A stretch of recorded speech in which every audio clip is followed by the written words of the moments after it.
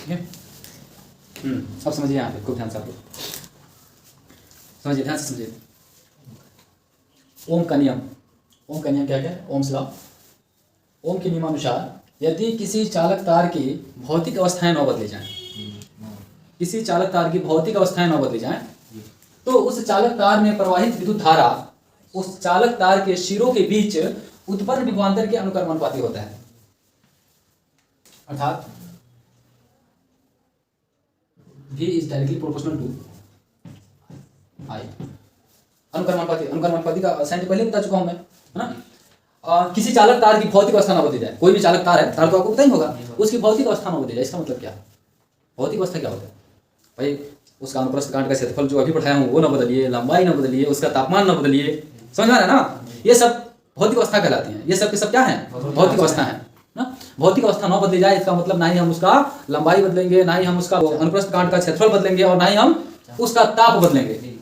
ताप भी निश्चित रखेंगे, समझ में आ रहा है। भौतिक अवस्था न बदली जाए मतलब उस चालक तार का हम कुछ भी नहीं बदले। जैसे यदि किसी, ये चालक तार है ना, ये चालक तार है, और मैंने आप लोगों को बता चुका पहले कि विद्युत धारा कहते किसे हैं? तो आवेशों का प्रवाही न है विद्युत धारा। इसका मतलब इस चालक तार में धारा बह रहा है, मतलब आवेश प्रवाहित हो रहे हैं। और मैंने विभवांतर क्या बताया था आप लोगों को, याद है कि अनंत से जब किसी एकांक आवेश को वैद्युत क्षेत्र के अंदर किसी एक बिंदु से दूसरे बिंदु तक ले जाने में जो कार्य करना पड़ता है, उसी कार्य को क्या कहते हैं? हम विभवांतर कहते हैं, विद्युत विभवांतर कहते हैं। इसका मतलब आवेश को आप धारा बहा रहे हैं, यानी आवेश प्रवाहित हो रहा है, तो आवेश को इस पॉइंट से इस पॉइंट तक लेके जा रहे हैं आप।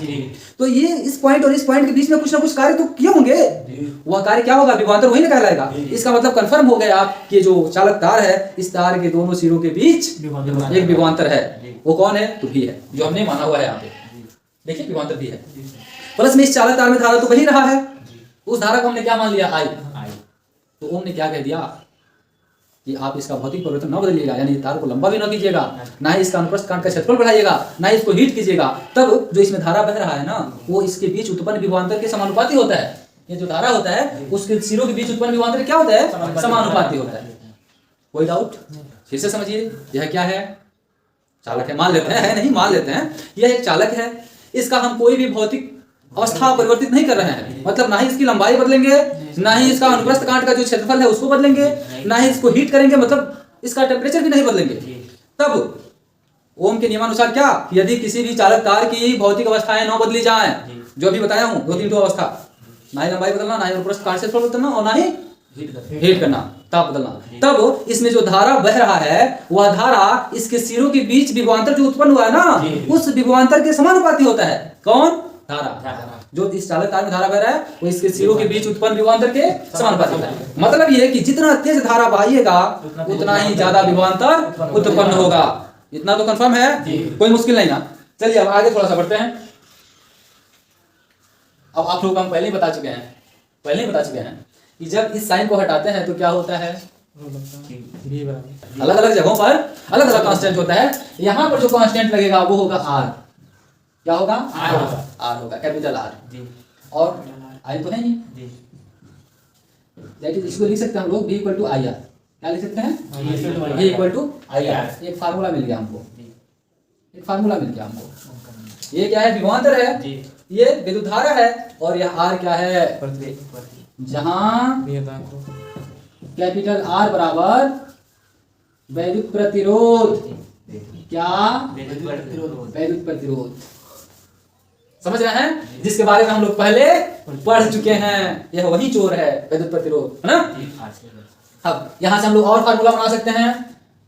आई का इधर क्या हो रहा है? मल्टीप्लाई हो रहा है, इधर आएगा तो डिवाइड होगा, तो मतलब R = V/I। क्या ये भी मैं बता चुका हूं आप लोगों को? बता चुका हूं, ये भी मैं पहले बता चुका हूं। अगला फार्मूला धारा का भी आप बना सकते हैं। वो क्या होगा? मैं इधर कहीं साइड में लिखता हूं। अब आप R को इधर ट्रांसफर कीजिए, R को इधर भेज दीजिए, R का उधर गुणा हो रहा है, इधर आएगा तो भाग हो जाएगा, मतलब I = V/R। एक और फार्मूला मिल गया, कंफर्म।